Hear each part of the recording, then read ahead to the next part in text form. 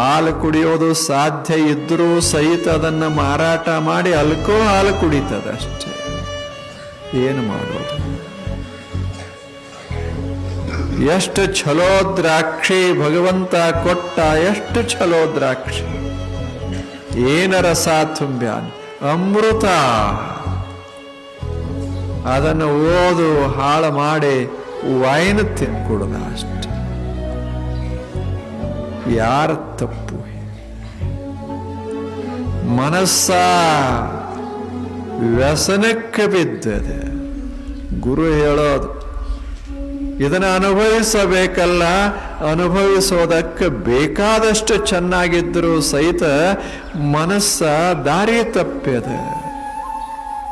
ನಮ್ಮದ ಮನಸ್ಸು ಯಾರೇ ತಪ್ಪಿಸ್ತಾರಂತಲ್ಲ, ನಾವ ತಪ್ಪೋದು. ಯಾರೇನು ಮಾಡ್ತಾರ ಹೇಳಿ? ನಮಗನಿಸ್ತದ ಅವ್ರು ನಮ್ಮನ್ನ ಕೆಡಿಸಿದ್ರು, ಇವ್ರು ನಮ್ಮನ್ನ ಕೆಡಿಸಿದ್ರು, ನಮ್ಮ ಹುಡುಗರು ಅವರಿಂದ ಕೆಟ್ಟರು, ಇವರಿಂದ ಕೆಟ್ಟರು. ಏನಿಲ್ಲ, ಒಳಗಿರ್ತದ ಕೆಡಂಗ ಕೆಡ್ತೇವೆ ಅಷ್ಟೆ. ನಾವ ಗಟ್ಟಿ ಆದ್ರೆ ಅದ್ಯಾಕೆ ಕೆಡ್ತದೆ? ಡಿಟರ್ಮಿನೇಷನ್.